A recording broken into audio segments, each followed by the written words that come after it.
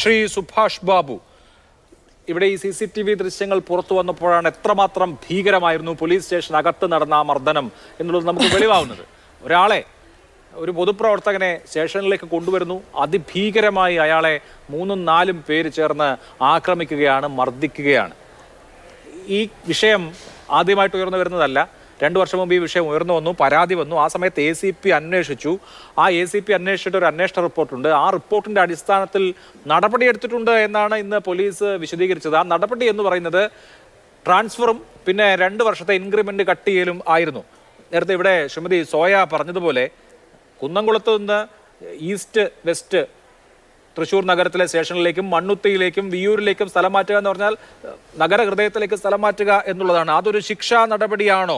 ഒന്നാമത്തെ പ്രശ്നം. ഇത്രയും ഗൗരവമായ കുറ്റകൃത്യം അന്വേഷിച്ച ACPയുടെ റിപ്പോർട്ടിൽ കണ്ടെത്തപ്പെട്ടിരിക്കെ ഇതാണോ സ്വീകരിക്കേണ്ട അച്ചടക്ക നടപടി?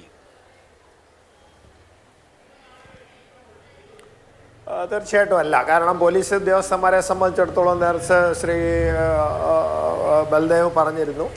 അതേമാതിരി പോലീസ് ആക്ടിൽ അവരുടെ സ്വഭാവം സംബന്ധിച്ച് വ്യക്തമായ നിർദ്ദേശങ്ങളുണ്ട്. അതുകൊണ്ട് യാതൊരു രീതിയിലും ഫോഴ്സ് ഉപയോഗിക്കാൻ പാടില്ല. അങ്ങനെ ഫോഴ്സ് ഉപയോഗിച്ച് അത് പ്രാഥമികമായിട്ട് തന്നെ നമ്മൾ തെറ്റായിട്ട് കണക്കാക്കുക. അതിനുശേഷം ഒരു ഉദ്യോഗസ്ഥൻ്റെ അല്ലെങ്കിൽ ഒരു വ്യക്തിയുടെ പേരിൽ ഇല്ലാത്ത ഒരു കേസ് ഉണ്ടാക്കി, ഒരു കളവായിട്ടുള്ള കേസ് ഉണ്ടാക്കുക, ഈ 2 കാര്യം ചെയ്യുമ്പോൾ തന്നെ പോലീസ് ആക്ടിലെ 116 എന്ന വകുപ്പും അതുപോലെ തന്നെ കള്ളരേഖ ഉണ്ടാക്കി എന്ന് പറഞ്ഞിരുന്ന BNSലെ 366 എന്ന് പറയുന്ന വകുപ്പിനും പ്രതിപാദിക്കുന്ന വിഷയങ്ങൾ, അതൊക്കെ കോഗ്നൈസബിൾ ഒഫൻസാണ്. അത് ഗൗരവതരമായ കുറ്റം തന്നെയാണ്.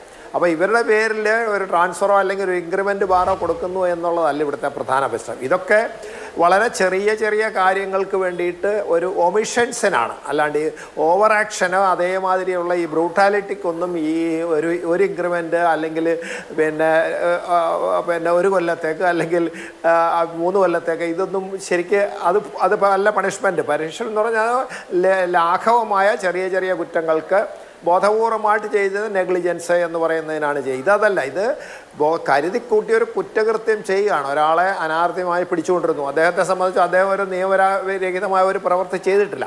നമ്മുടെ പോലീസ് ആക്ടിൽ 32 എന്ന് പറയുന്നൊരു വകുപ്പുണ്ട്. ആ വകുപ്പിൽ പറയുന്നത് ഒരു വ്യക്തിക്കോ അല്ലെങ്കിൽ അദ്ദേഹത്തിൻ്റെ താല്പര്യമുള്ള വേറെ ഏതെങ്കിലും ഒരു വ്യക്തിയോ ഒരാളിൻ്റെ ആ വ്യക്തിയുടെ ഏതെങ്കിലും രീതിയിലുള്ള മർദ്ദനമോ മറ്റു രീതിയിൽ ഏതെങ്കിലും പൗരാവകാശ ലംഘനമോ അല്ലെങ്കിൽ അദ്ദേഹത്തിന് അന്തസ്സിന് ഹാനികരമാകുന്ന ഏതെങ്കിലും പ്രവൃത്തിയോ ഒരു പോലീസ് ഉദ്യോഗസ്ഥൻ ചെയ്തു കഴിഞ്ഞാൽ ആ പോലീസ് ഉദ്യോഗസ്ഥനെ സ്വാഭാവികമായിട്ട് ഈ അദ്ദേഹത്തിന് താല്പര്യമുള്ളൊരു വ്യക്തിക്ക് ചോദ്യം ചെയ്യാം. അങ്ങനെ ചോദ്യം ചെയ്യുകയാണെങ്കിൽ പോലീസ് ഉദ്യോഗസ്ഥന്മാർ അതിന് മറുപടി എന്താണ് എന്നുള്ളത് കൊടുക്കാൻ ബാധ്യസ്ഥരാണ് എന്ന് നിയമം പറയുമ്പോൾ ഈ വ്യക്തിയെ സംബന്ധിച്ചിടത്തോളം, സുജിത്തിനെ സംബന്ധിച്ചോ, അദ്ദേഹം എന്തുകൊണ്ട് ഇതേമാതിരി അനാവശ്യമായിട്ട് ഈ വ്യക്തികളെ ചീത്ത പറഞ്ഞു എന്ന് പറയുന്ന ഒരു ചോദ്യം. കാരണം അത് അന്തസ്സിൻ്റെ അവരുടെ കീർത്തിക്ക് ദോഷം വരുന്നൊരു കാര്യമാണ്. അത് എന്തിനെന്ന് ചോദ്യം ചെയ്തു എന്ന് പറയുന്നത് ചോദ്യം ചെയ്യുന്ന ഒരു കാര്യമല്ല. പോലീസാണ് ഏറ്റവും കൂടുതൽ ചോദ്യം ചെയ്യപ്പെടുന്ന ഒരു സംവിധാനം. അപ്പോൾ അതുകൊണ്ട് പോലീസ് ഉദ്യോഗസ്ഥന്മാർക്ക് അതിന് പ്രകോപിതരായി. കാരണം എന്നെ ചോദ്യം ചെയ്യാൻ നീരാണെന്നുള്ള രീതിയിലാണ് അനാവശ്യമായിട്ട് ഇടിക്കുന്നതിനിടെ നീ ആരാടാ എന്ന് ചോദിക്കുന്നത് നമുക്ക് ആ ദൃശ്യങ്ങളിൽ നിന്ന് കേൾക്കാം. ഞങ്ങളെയൊക്കെ ചോദ്യം ചെയ്യാൻ നീ ആര് എന്നുള്ളതായിരുന്നു പോലീസുകാരുടെ പ്രശ്നം. അതിന്റെ ആ ദേഷ്യം അങ്ങ് തീർത്തതാണ് അയാളുടെ ദേഹത്ത്. അല്ല, പോലീസ് ഉദ്യോഗസ്ഥന്മാരെ ചോദ്യം ചെയ്യാൻ പാടില്ല എന്ന് എവിടെയും പറഞ്ഞിട്ടില്ല.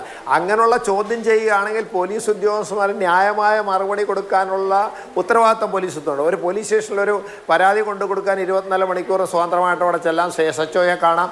അതുപോലെ തന്നെ അതിന് റെസിപ്റ്റ് കൊടുക്കണം. അതുപോലെ തന്നെ കേസ് രജിസ്റ്റർ ചെയ്തോ ഇല്ലാതിരിക്കുവാണെങ്കിൽ 15 ദിവസത്തിനുള്ളിൽ ആവർത്തിച്ച് ഈ പരാതിക്കാരന് പോലീസിനോട് എൻ്റെ കേസിൻ്റെ അവസ്ഥ എന്താണെന്ന് ചോദിച്ചാൽ അതിന് മറുപടി കൊടുക്കാൻ ഈ പോലീസ് ഉദ്യോഗസ്ഥർ ബാധ്യസ്ഥരാണ് എന്ന് 2014 പോലീസ് ആക്ട് വളരെ വ്യക്തമായിട്ട് പറയുന്നുണ്ട്. പോലീസിൻ്റെ ഇതേമാതിരിയുള്ള അനാവശ്യമായ ബ്രൂട്ടാലിറ്റിയും അതുപോലെ തന്നെ നിയമരഹിതമായ പ്രവർത്തികളും ദുഷ്ചെയ്തികളും നിയന്ത്രിക്കാൻ വേണ്ടിയിട്ട് ഒരുപാട് പുതിയ വകുപ്പുകൾ ഈ പുതിയ പോലീസ് ആക്ടിനകത്ത് ഉൾപ്പെടുത്തിയിട്ടുണ്ട്. അപ്പോൾ ഈ പോലീസ് ഉദ്യോഗസ്ഥന്മാരെ സംബന്ധിച്ചിടത്തോളം ഇവർ ഇതറിയാത്തതുകൊണ്ടല്ല, അപ്പോൾ ബോധപൂർവം ചെയ്തു എന്നുള്ള രീതിയിൽ ഇവരുടെ പേരിൽ ക്രിമിനൽ കേസ് പണ്ടേ എടുക്കേണ്ടതായിരുന്നു. അല്ലാണ്ട് ഇൻക്രിമെൻ്റ് മാറുന്നൊക്കെ പറയുന്നത് വലിയൊരു ശിക്ഷയൊന്നുമല്ല. ട്രാൻസ്ഫർ എന്ന് പറയുന്നത് പണിഷ്മെൻറ്റേ അല്ല. അപ്പോൾ അതുകൊണ്ട് അതൊരു ശിക്ഷാവിധിയായിട്ട് കൂടാൻ പാടില്ല. പോലീസ് ഉദ്യോഗസ്ഥന്മാരെ ഇതുപോലെ വേറൊരു പ്രധാനപ്പെട്ട ഘടകം എന്താണെന്നറിയാം. ഈ പോലീസ് സ്റ്റേഷനിലൊരു മർദ്ദനം നടക്കുകയാണെങ്കിൽ അതായത് കറപ്ഷനോ അല്ലെ മർദ്ദനമോ ഏതെങ്കിലും ഈ നടക്കുകയാണെങ്കിൽ ആരെങ്കിലും പോലീസ് ഉദ്യോഗം ചെയ്യുകയാണെങ്കിൽ അത് പെട്ടെന്ന് ആ പോലീസ് സ്റ്റേഷനിൽ സന്നിഹിതരായിരിക്കുന്ന മറ്റുദ്യോഗസ്ഥന്മാർ ഈ മർദ്ദനത്തിനോ മറ്റ് കേസുമായിട്ട് ബന്ധപ്പെടാത്ത മറ്റുദ്യോഗസ്ഥന്മാർ ആ പോലീസ് സ്റ്റേഷനിൽ ആരെങ്കിലും ഹാജരുണ്ടെങ്കിൽ അപ്പോൾ തന്നെ ആ ഉദ്യോഗസ്ഥൻ അദ്ദേഹത്തിൻ്റെ മുകളിലെ സബ് ഡിവിഷണൽ ഓഫീസർ DYSPയോ അതല്ലെങ്കിൽ ജില്ലാ പോലീസ് മേധാവിയെ അറിയിക്കാനുള്ള ബാധ്യത അവർക്കുണ്ട്. പക്ഷെ അങ്ങനെ അവർ അറിയിക്കണം എന്ന് പറയുന്നുണ്ട്. അറിയിച്ചില്ലെങ്കിൽ അവർക്ക് അച്ചടക്ക നടപടി എടുക്കാം, പക്ഷേ ക്രിമിനൽ കേസ് എടുക്കാൻ പറ്റില്ല. പക്ഷേ അതുകൊണ്ട് അതിൻ്റെ അർത്ഥം എന്താണെന്ന് പറഞ്ഞാൽ ഇവിടെ ഒരു മർദ്ദനം നടക്കുമ്പോൾ അവിടുത്തെ ഹാജരുണ്ടായിരുന്ന മറ്റു പോലീസ് ഉദ്യോഗസ്ഥന്മാരെങ്കിലും അറിയിക്കേണ്ടതായിരുന്നു. അപ്പോൾ അറിയിച്ചിട്ടുണ്ടാവും, അറിഞ്ഞിട്ടുണ്ടാവും, പക്ഷേ നടപടി എടുക്കാതിരുന്നതുകൊണ്ട് മേലുദ്യോഗസ്ഥന്മാരുടെ ഭാഗത്തു നിന്ന് വല്ല അനാസ്ഥയാണ്. അവർ ഒരു കൂട്ടുത്തരവാദിത്വത്തോടു കൂടിയിട്ട് ഒരു അതിക്രമത്തിന് മറച്ചു വെക്കലും അത് തെളിവ് നശിപ്പിക്കലും ഒക്കെ ചെയ്തിട്ടുണ്ട്. ഇവിടെ പ്രധാനപ്പെട്ട ഒരു കാര്യം എന്താ പറയുക, ഈ CCTV ദൃശ്യങ്ങൾ കൊടുക്കാതിരുന്നത് CCTVയുടെ എക്സ്പയറി, അതിൻ്റെ റീടെൻഷൻ എക്സ്പയറി വരുന്നത് കാത്തിരിക്കാൻ വേണ്ടി മനഃപൂർവ്വം കൊടുത്താൽ അറിയാം കുടുങ്ങിപ്പോകുന്നു. പക്ഷെ അതുകൊണ്ട് ഇനിയിപ്പം തെളിവിൻ്റെ ഭാഗമായിട്ട് വരുമ്പോൾ ഇത് ഒരു സർട്ടിഫിക്കേഷനുള്ള ഒരു അപാകത സംഭവിക്കാനുള്ള സാധ്യതയാണ് ഇവർ സൃഷ്ടിക്കുന്നത്. അപ്പോൾ തെളിവ് നശിപ്പിക്കൽ എന്ന് പറയുന്നത് ഉൾപ്പെടെ ഇവിടെ നമ്മളെ സംബന്ധിച്ചിടത്തോളം നമുക്ക് ആരോപിക്കപ്പെടാനോ അല്ലെങ്കിൽ വിശ്വസിക്കാവുന്ന ഒരു സാഹചര്യം ഉണ്ടെന്നാണ് എനിക്ക് പറയാനുള്ളത്.